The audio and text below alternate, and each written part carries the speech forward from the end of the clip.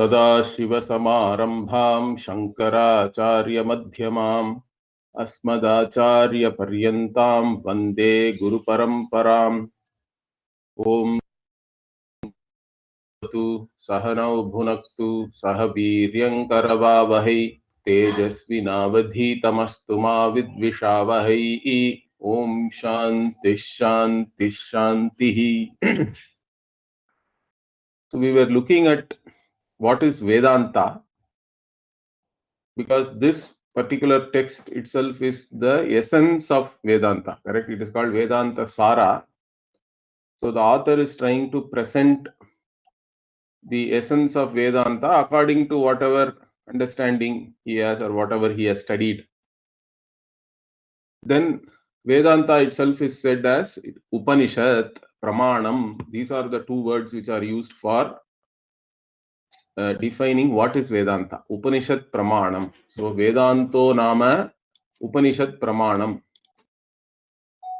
Now Upanishad itself has the meaning of Brahma Vidya. I said the primary meaning of Upanishad is it is the knowledge of Brahman, knowledge of oneself as Brahman.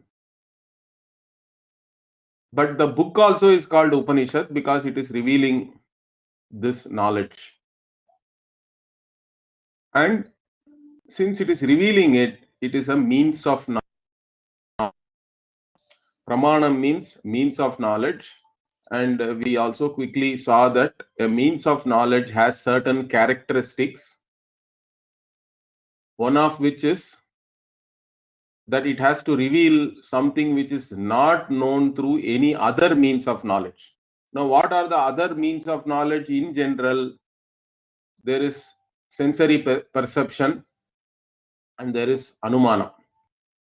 Okay. Broadly, these two we can take, but some others also we count sometimes, like comparison, upamana, etc. So, these means of knowledge which are normally used in this transactional world to know about objective reality, they are not useful when it comes to know yourself because you are the eternal subject. So Veda is the only means of knowledge which can reveal your own reality, and in this manner it is revealing something which is not available through any other means of knowledge. At least Vedanta, if we take Veda itself, is revealing so many other things also, like even Swarga, how to go to Swarga, etc. But Vedanta is mainly focused on revealing the truth about yourself. So Vedanta as a means of knowledge is revealing the reality of the subject, and the subject itself is not available for sensory perception or inference or comparison. That is because it is not an object of knowledge, it is always the subject.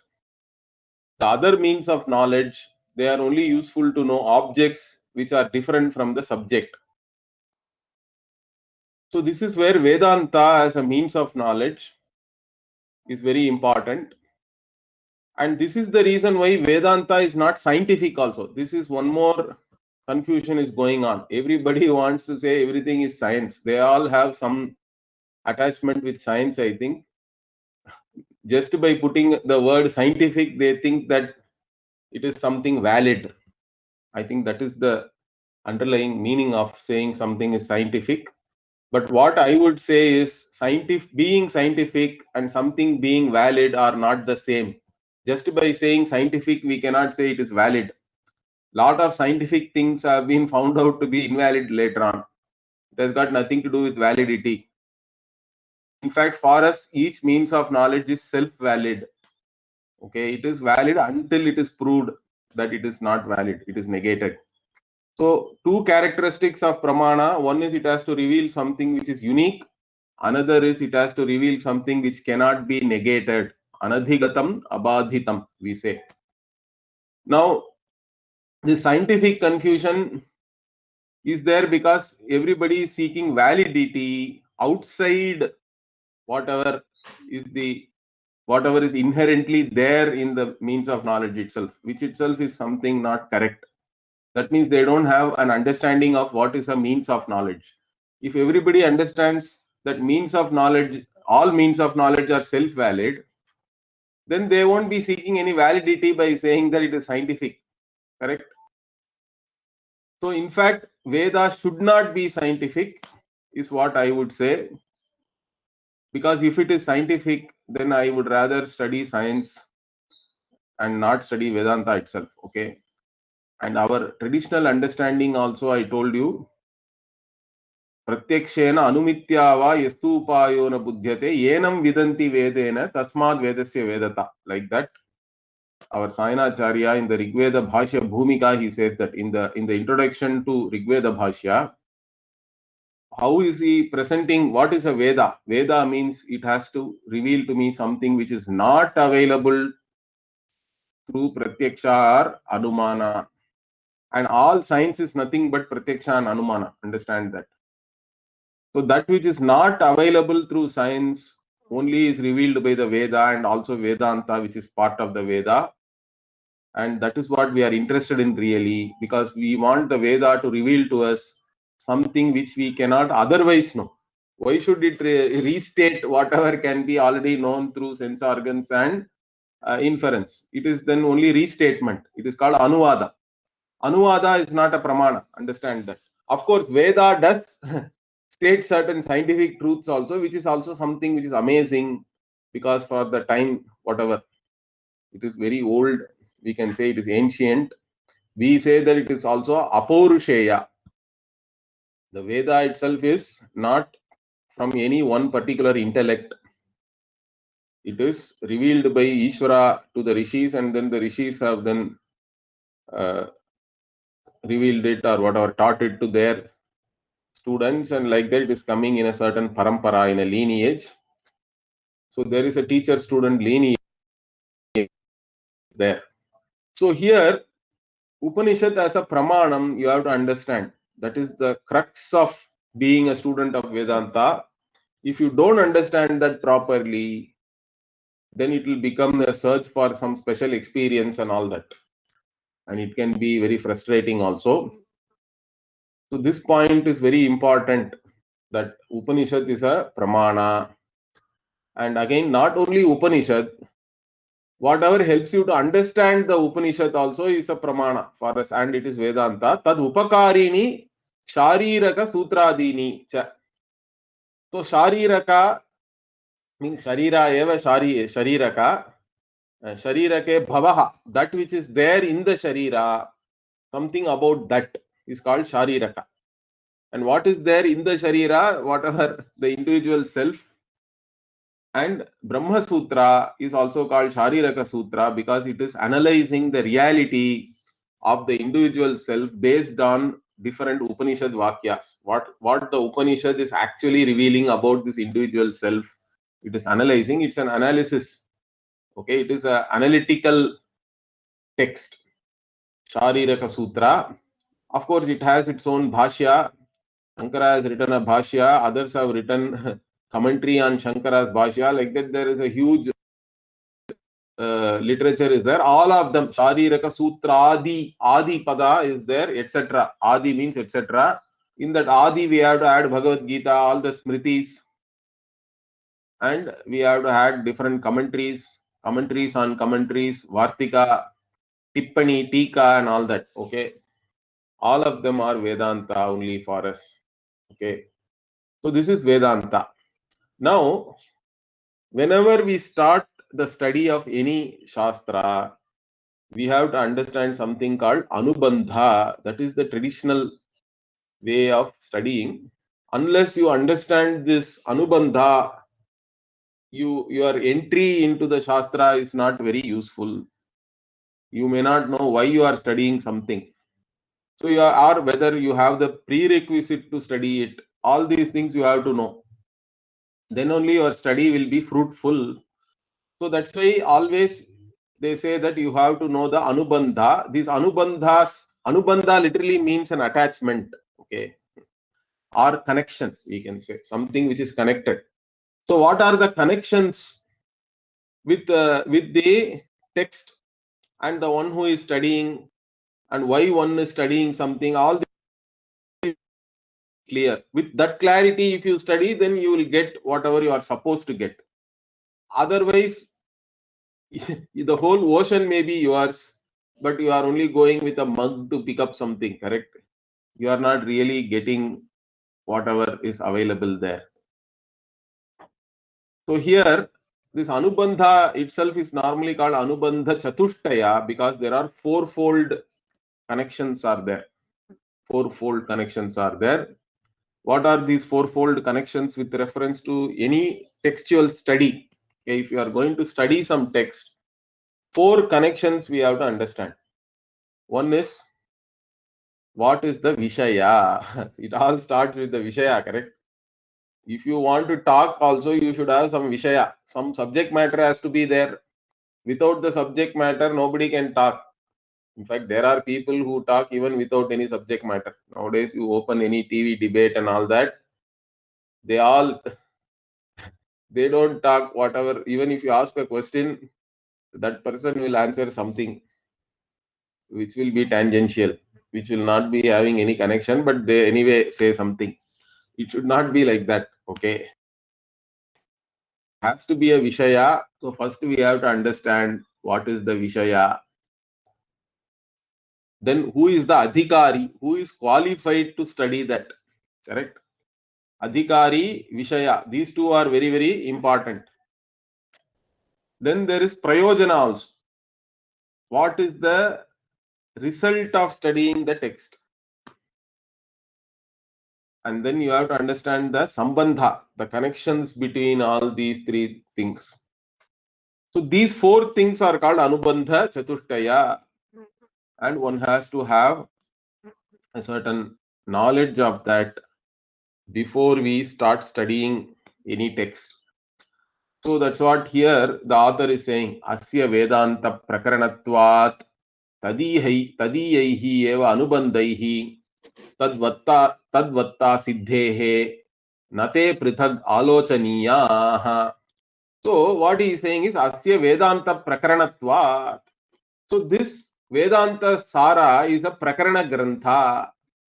Okay, it is a Prakarana Grantha of Veda, or it is a Vedanta Prakarana means something which is talking about Vedanta, which has Vedanta as the subject matter. Like that, generally taken as a general word, or it can be taken as a terminology also, as a jargon. Prakarana means there is a particular type of text is called Prakarana Grantha. Means that which is Shastra Ekadesha Sambandha has to be there. Means it is talking about some portion of the Shastra normally, but Vedanta Sara here being an introductory text, it talks about lot of things, all related to the Vedanta. So Vedanta Shastra is the subject matter of this Grantha, and Shastra Karyantare Sthitam. Like that, this Prakarana Grantha is said to be something which is revealing a portion of a particular Shastra, and which itself is firmly talking about whatever is there in a particular Shastra alone, within which sticks within the boundaries of that particular Shastra. Normally, we call them introductory texts in English, okay, or texts which are talking about only a particular aspect within a particular Shastra. These are all called Prakarana Grantha. Now, the Vedanta Sara being a Prakarana Grantha of Vedanta, so it has the Anubandha of the Vedanta itself. That's what he is saying. Tadiyaihi eva Anubandhaihi. So Vedanta Prakaranatvat, it being the Prakarana Grantha of Vedanta, Asya Anubandhaihi, the Anubandha of this Vedanta Sara is same as Vedanta itself. Tadiyaihi eva. Tadiyaihi here means Vedanta. Whatever is the Anubandha Chatushtaya of Vedanta, same is the Anubandha Chatushtaya of this Vedanta Sara also, because that Anubandha Chatushtaya is established by knowing the Anubandha Chatushtaya of Vedanta itself. Tadvatta Siddhehe means here this Vedanta's Anubandha Chatushtaya only is the Vedanta Sara's Anubandha Chatushtaya also. And separately, there is no, you don't have to analyze or you don't have to know something other than whatever is the Anubandha Chatushtaya of Vedanta. So he says, Nate Prithak Alochaniya. So you don't have to analyze this separately, because Vedanta Sara, my text also is only Vedanta. It is only explaining to you the concepts and terminology in Vedanta. Therefore, same Anubandha Chatushtaya also applies separately. You don't have to discuss this. But even then, immediately he actually gives what are these Anubandha Chatushtaya. That is because there are people who will say, no, I don't know what is the Anubandha Chatushtaya of Vedanta also. Correct? Some student or somebody can say that, now, okay, you say that Vedanta Sara's Anubandha is same as Vedanta, but what is Vedanta's Anubandha? Tell me that. So he explains that. He says, Tatra Anubandho Nama Adhikari Vishaya Sambandha Prayojanani. So these four are the Anubandha Chatushtaya, correct? Adhikari, who is the qualified student? Vishaya, so what is the subject matter? Then the Sambandha, the different connections between the Adhikari, the Vishaya, and the Prayojana also, the results.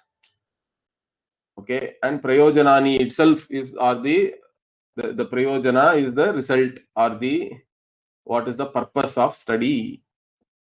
These four things one has to be clear before we enter into any study. In fact, these four things only establish whether a book belongs to which Shastra. Okay, because Bhagavad Gita is a very misunderstood book. Okay, because everybody is writing something based on Bhagavad Gita. You don't know whether it is a Vedanta book or a management book and all that, correct? Because people write management as per Bhagavad Gita, okay, or they can say it is a psychology book. How do you say it is Vedanta? Means we have to say that the Anubandha Chatushtaya of Vedanta also applies to Bhagavad Gita. Therefore, it is actually Vedanta Shastra only. There may be other things talked about in the Bhagavad Gita, obviously, because it is a big text, correct? It is 18 chapters, 700 verses are there. So many things are talked about, but the main topic, the main qualification to study, all that is as per Vedanta Shastra only. Therefore, Bhagavad Gita is really a Vedanta Shastra, although different people may be talking about it differently. So, the Anubandha Chatushtaya is also important to know a particular text belongs to which Shastra, because the Anubandha Chatushtaya itself can vary. For Purva Mimamsa, there is a particular Anubandha Chatushtaya. For Nyaya Shastra, it is different. Each Shastra can have its own Anubandha, because who is qualified to study that, what Vishaya it is having, what will be the purpose or result of studying it. All these things can vary for each and every Shastra. So here also, Tatra, this Anubandha, this Anubandha is the same for all Shastras. For any Shastra you study, you should know whether you are the Adhikari, what is the subject matter, what is the connections, and what is the purpose of study. So that he is now explaining, but this Adhikari, who is the qualified student, will obviously vary for each Shastra. So now the author is going to explain to us who is an Adhikari for this Vedanta Shastra. So Adhikari tu Vidhivad Adhita Veda Vedangatvena Apatataha. So first qualification or first adjective for the Adhikari is Vidhivat Adhita Veda Vedangatvena Apatataha. Okay. Then Adhigata Akhila Vedarthaha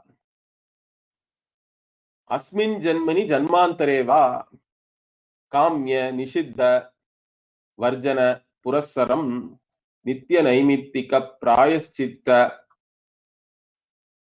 Upasana Anushthanena Nirgata Nikhila Kalmashataya Nitanta Nirmala Swantaha Sadhana Chatushtaya Sampannaha Pramata.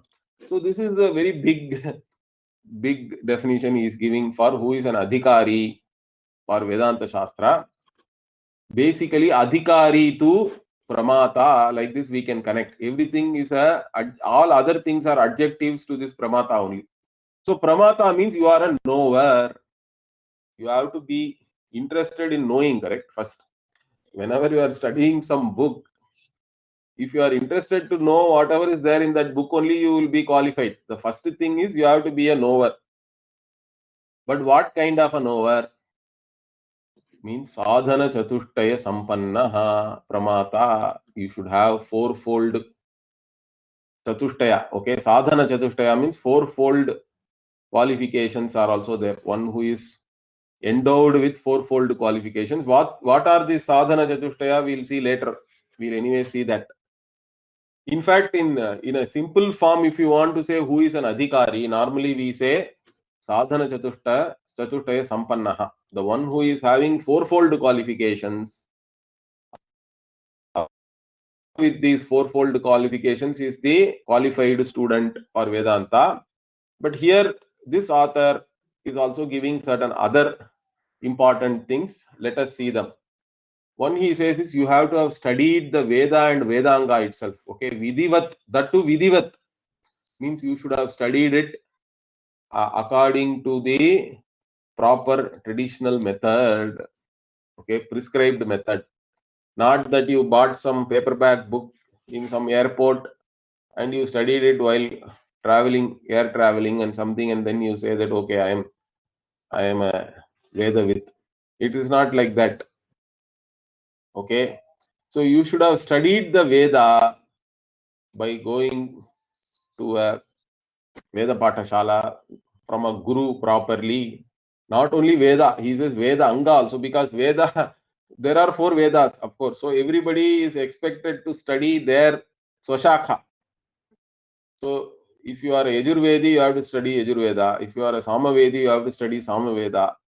Like this, each one has his own Swashakha. Those who have studied more than their Swashakha, they all have special names. At least in North India, they have all these surnames. Without even knowing the meaning of that surname, they have that anyway. What are they? One is called Dvivedi. Dvivedi means what? One who has studied 2 Vedas. Not only his own Swashaka, one more. Such a person is Dvivedi. Then Trivedis also are there. Those who have studied 3 Vedas. Rig, Yajus, Sama, maybe. Then there are Chaturvedis are also there. Chaturvedis means they have studied all the 4 Vedas. Rig, Yajus, Sama, Atharvana. Only those who have studied all 4 Vedas can be called Chaturvedi. In fact, whoever is having the surname Chaturvedi today means some ancestor of that person has studied all the 4 Vedas.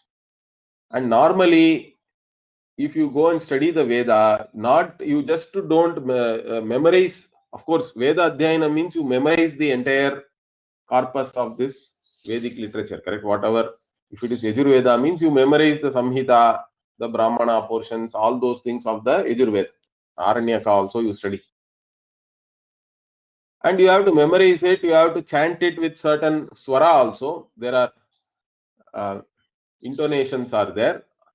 With the right intonation, you have to hear, understand swara and then repeat it. That's how we learn. The Guru will chant, you have to then chant again along with the Guru 2 times. And then if you have made any mistakes and all, Guru will correct. So that is how Veda is learnt. That's why it is called Shruti, because you learn it by listening it from your Guru. That is why that is called Karna Parampara also. It's an oral tradition. You listen and you learn, because you cannot just read from a book. You have to chant it with certain swara. So like that is all Vidivat Adita means. So you have learnt it properly from a Guru. And also the way you approach the Guru, also Vidis are there. How do you go and approach a Guru? with what attitude you learn, all these things are also important. And along with the Veda, you have to study the Veda Anga also. 6 Veda Angas are there traditionally. 4 Vedas are there, 6 Veda Angas are there. What are these Veda Anga or parts which help you to understand the Veda? In Shiksha, Shiksha Shastram means Shiksha tells you how to pronounce things. Okay, they have the rules for pronunciation, certain rules for Sandhi, and how to chant, what effort one has to put, etc. This is all part of Shiksha Shastra.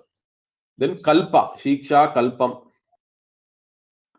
Kalpa Shastra means that is the one which explains to you how to do all the rituals, the Vedic rituals, what mantra has to be used for what ritual, all those details, okay, are there in Kalpa Shastra. In fact, Kalpa Shastra includes all this. There are Shrauta Sutras, Grihya Sutras, and all those things. In fact, each Veda has its own Shrauta Sutra, Grihya Sutra, and all that. So the sutras only give you a lot of details about the Brahmana portion of the Veda itself has certain details, but it may still not be very clear. So the Kalpa Sutra only actually explains everything to you, how to exactly do a particular ritual. In fact, everybody who knows their Abhivadaye, there you have to tell your sutra also. First you have to say, I am Sama Shakhadhyayi or Yajush Shakhadhyayi, like that, correct? That is based on the Veda only. The Shiksha Shastram also will vary. The Pratishakyam, each Veda has its own Pratishakya.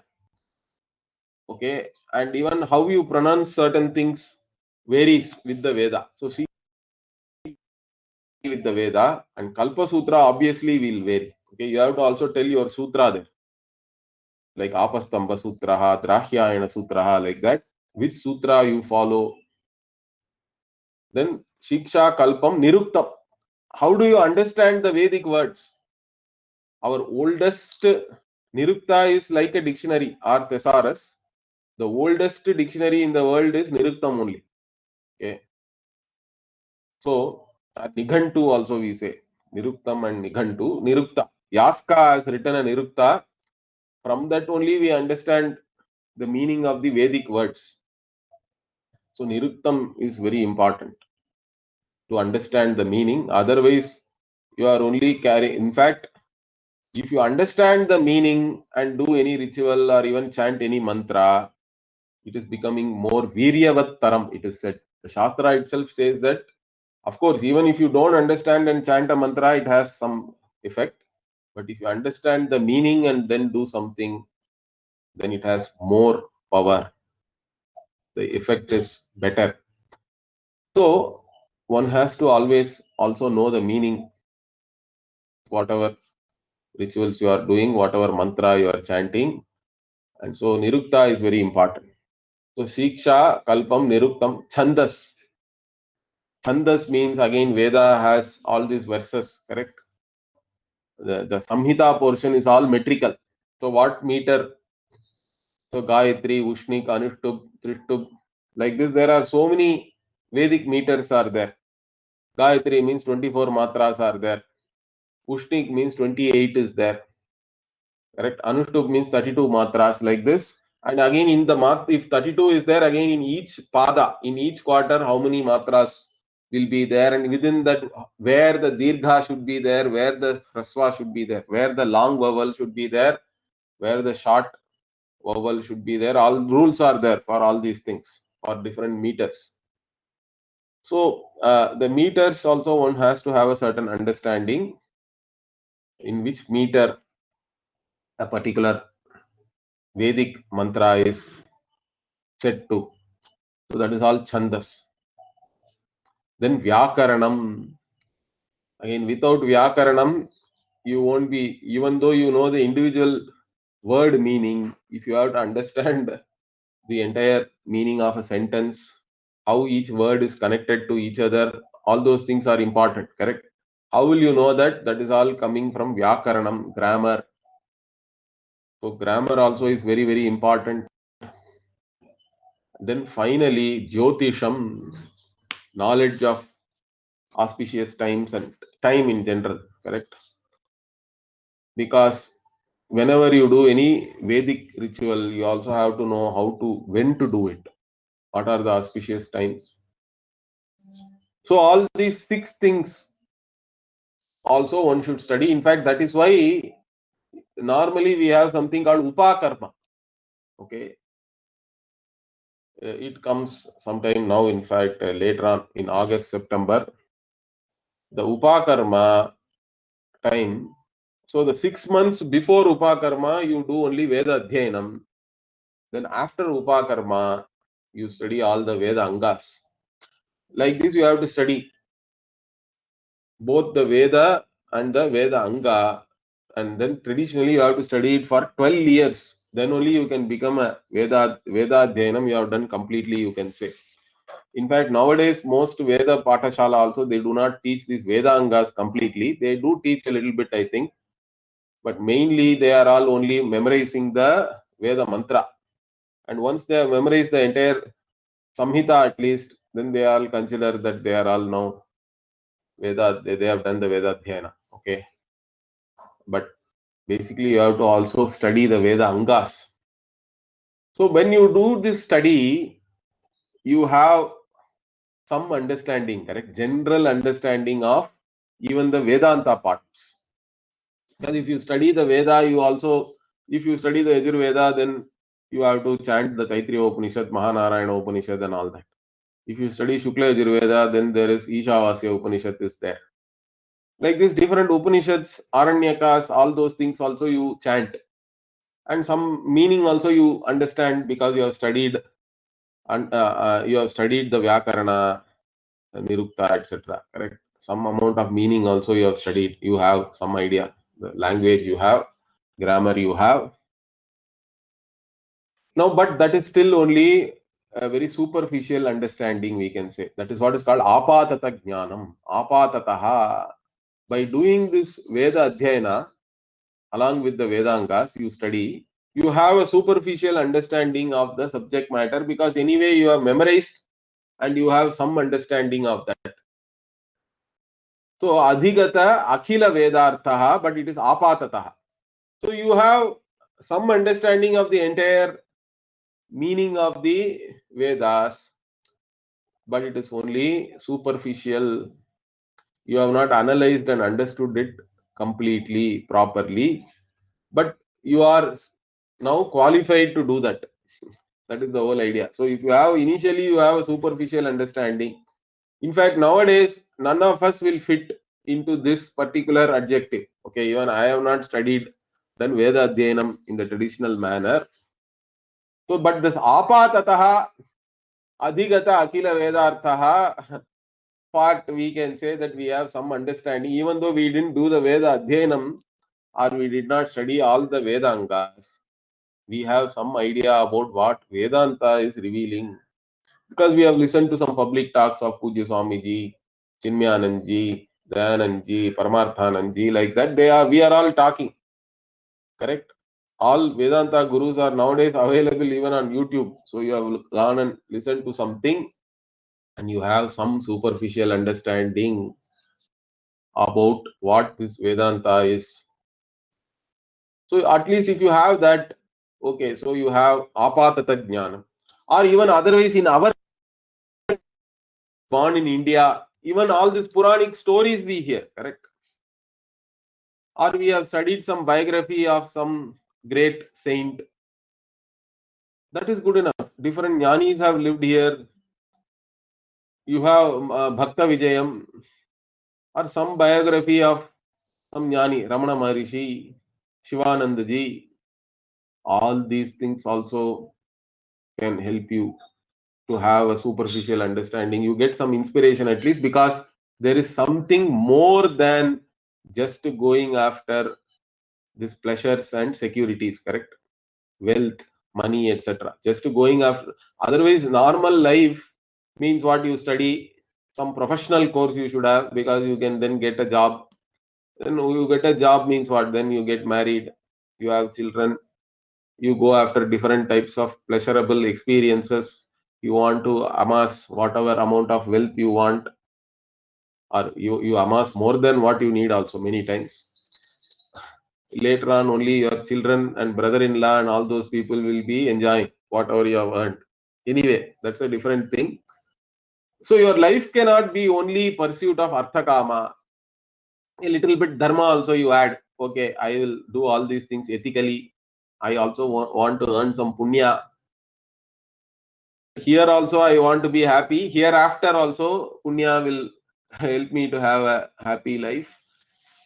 That much alone, most people are living their life. 99% live only within these pursuits. But if you study even our Puranic stories, Mahabharata, Ramayana, our Itihasa, always even great kings, correct? They have lived a certain kind of royal life, correct? They have enjoyed. Sometimes the Purana stories, they say that they enjoyed for thousands of years. Yayati not only enjoyed his own youth, he took the youth of his own children and then again enjoyed for a few thousand more years. Because just living for a long time is not good enough, correct? If you are most of the time you are living like an old man, your senses are not working properly, means as you become older your prayers only change normally. When you are young, you want this, that, I want to earn so much, I want money, fame, etc. Fine.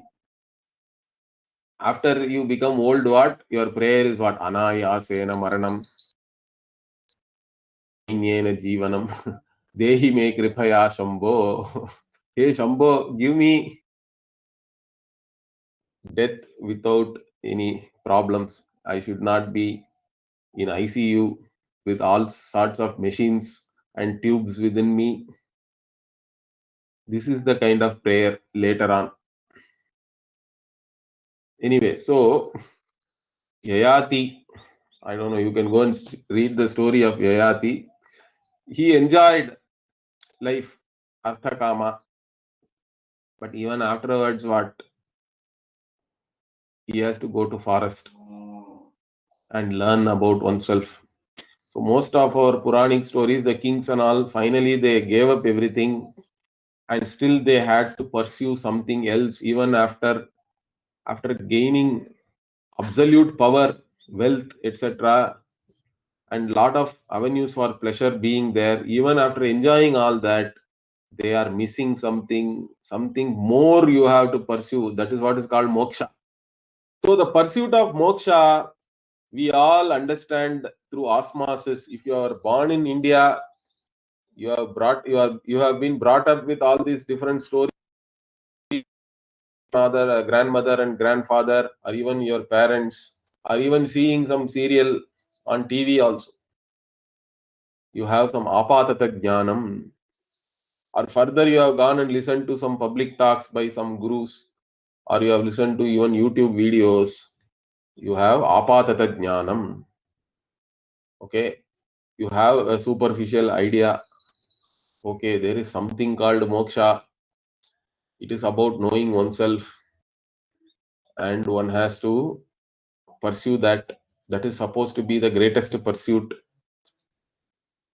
Because even knowing the life of a particular saint also will give you some idea. There was a saint called Ramana Maharishi.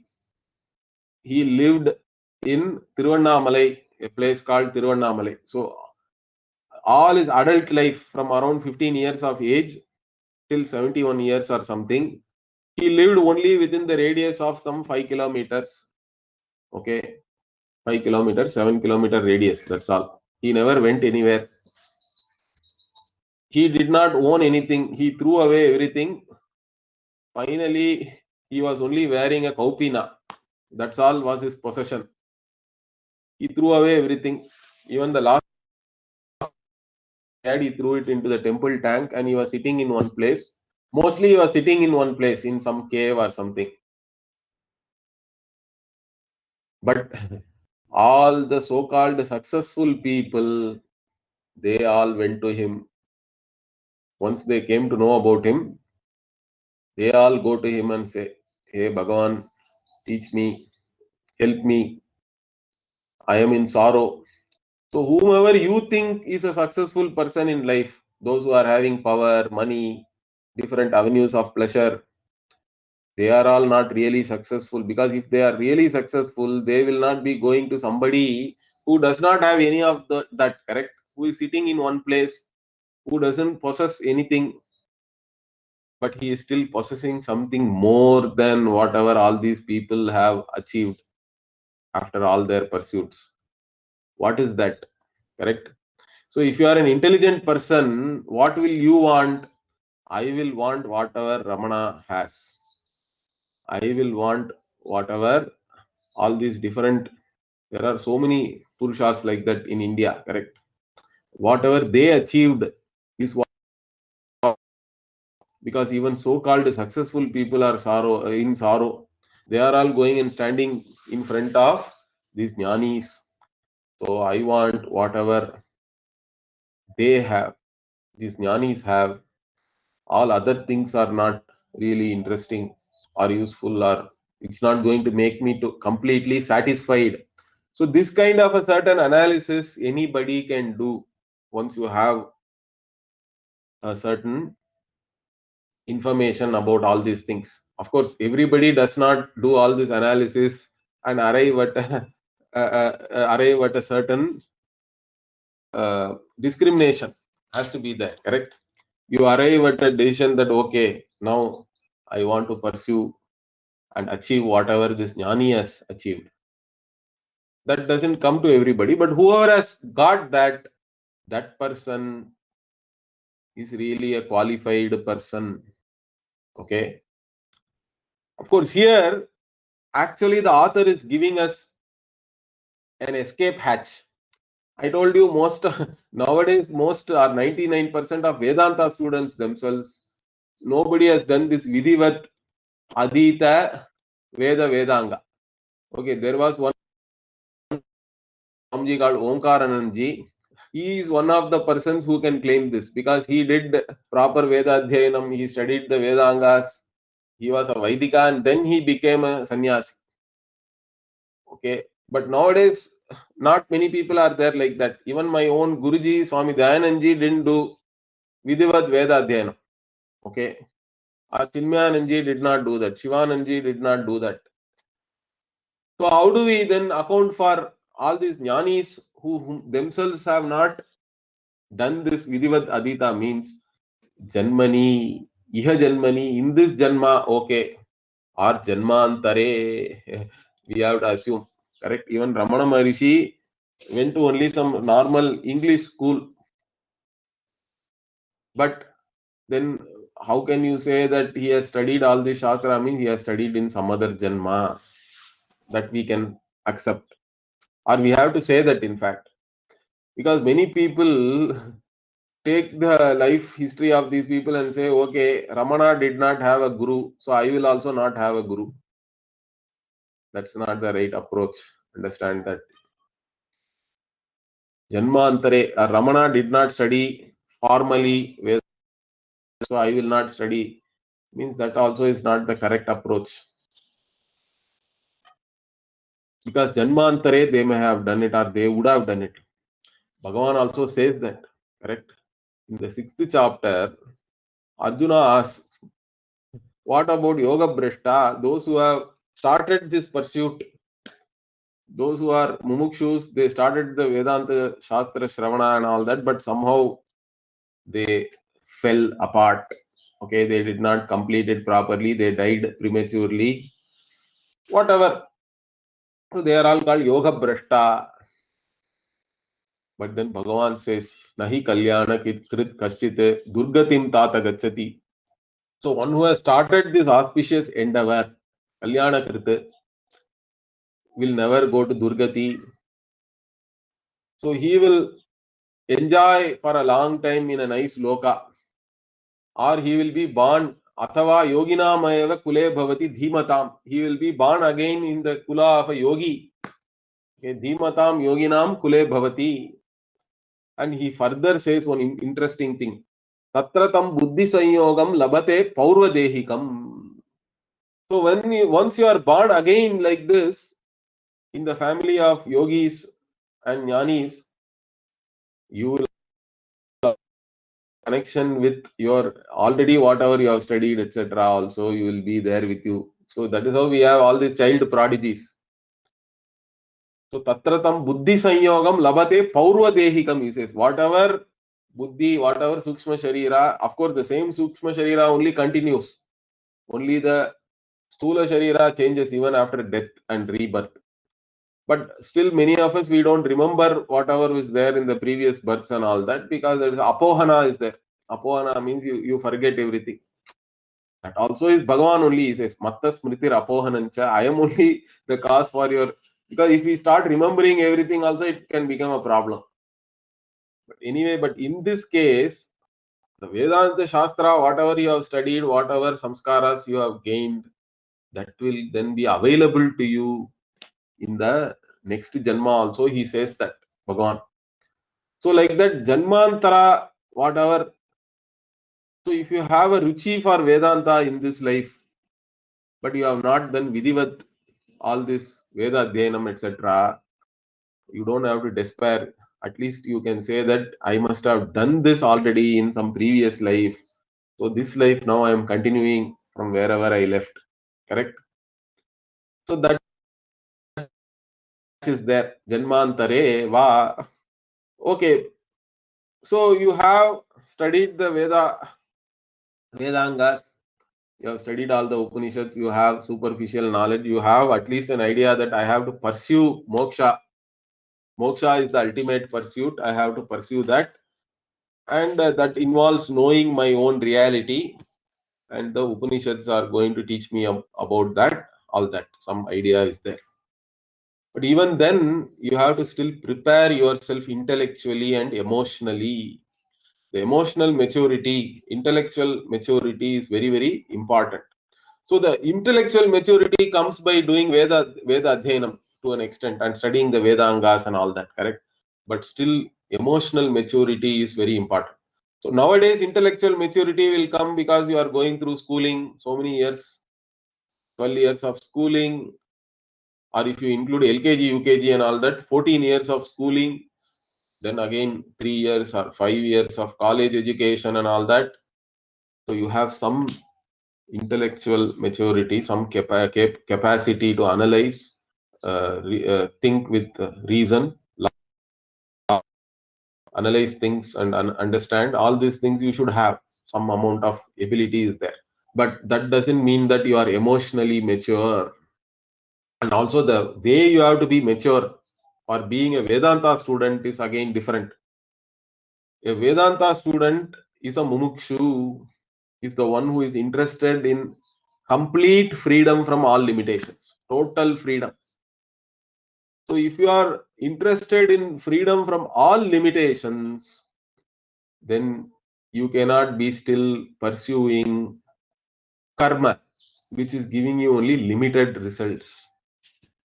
Thinking that these limited results will make me happy, if you are still pursuing karma, particularly kamya karma and nishiddha karma. So kamya karma means what? Of course, the author himself will talk about it. That you want to go to Swarga, or you want to get something, some putra, like that, you are doing certain rituals, specifically Vaidika rituals, or even Laukika pursuits also, Kamya only. Most of them are for some pleasure or some money and all that. Those pursuits you have to limit or even completely if possible. Of course, certain things are, if you have a certain role and you are doing a certain duty bound, you have to do certain things. Okay, then Nishiddha means whatever is prohibited, wrong things. Why do people do prohibited things, wrong things, illegal things, immoral things? Because they are pressured by their likes and dislikes. And one who is pressured by one's own likes and dislikes is not mature. That person is like a child, correct? Because whatever I want, regardless of what happens to others. I don't care about anything. I want this, then only I can be happy. This kind of a thing is what we call childish thinking, correct? Children can cry and try to blackmail you also because they want something. That is childishness. No, there is no maturity. But even after becoming adult, many people are like that. Only the objects have varied. As a child, you are crying for some ice cream or balloon or something.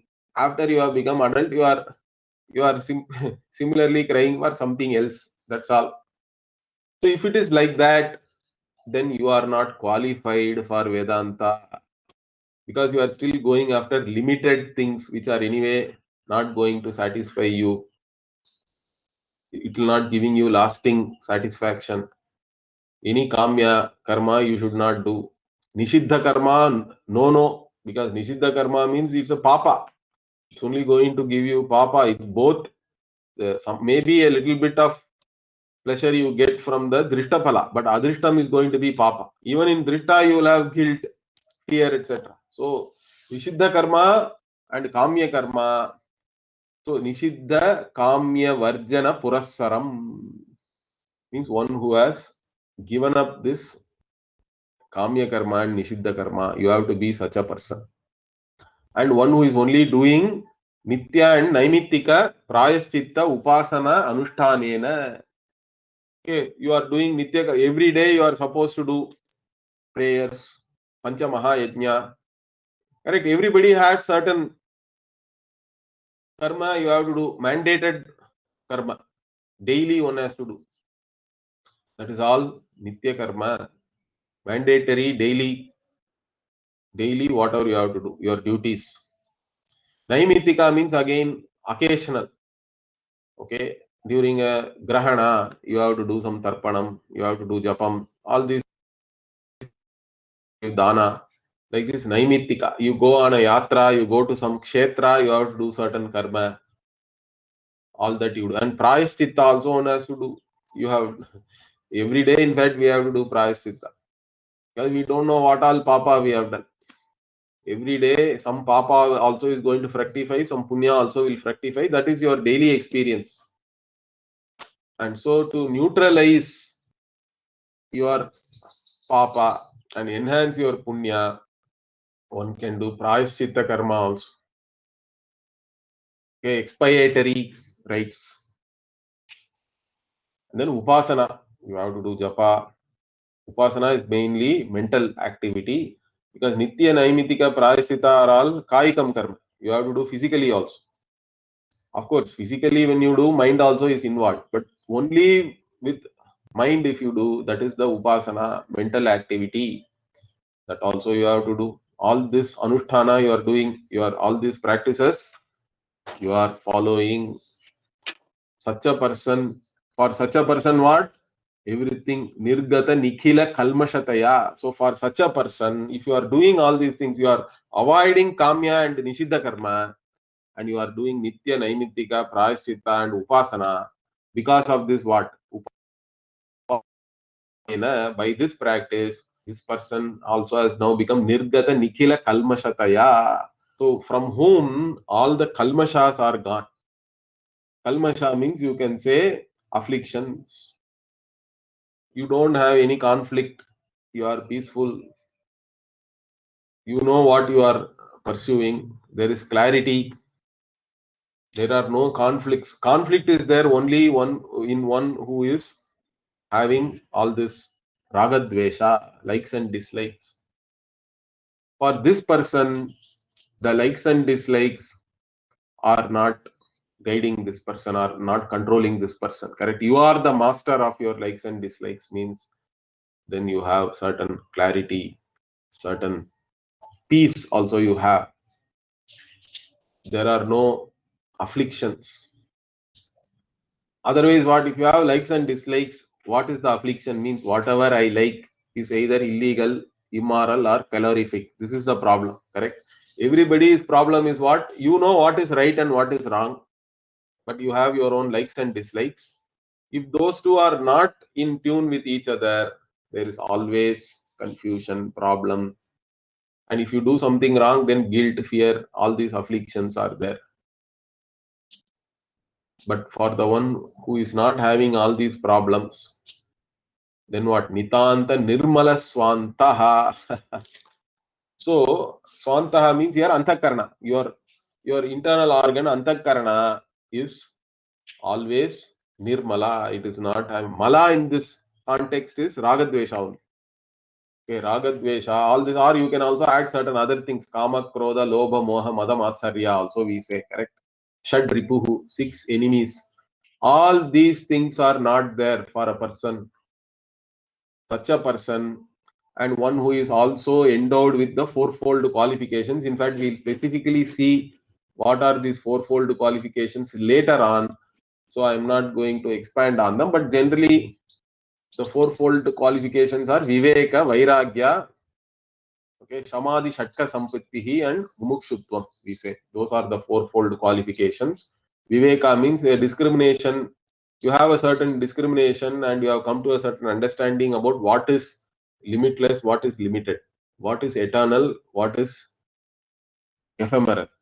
Okay, what is temporary, what is permanent. All these things you have certain idea. That is viveka. Vairagya means what? You are only interested in pursuing the limitless. Anything limited, you do not have any passion towards that, or you are not thinking that by getting something limited, I'm going to be totally satisfied. You are not interested in limited karma phala. You have objective understanding about what the world can give and what it cannot give you. That objectivity is the dispassion or vairagya. And then, of course, samadhi, shatka, sampatti means sixfold qualifications, all related to your attitudes and mind and all that. Shamadama, uparama, titiksha, shraddha, samadhanam. Those 6 are there.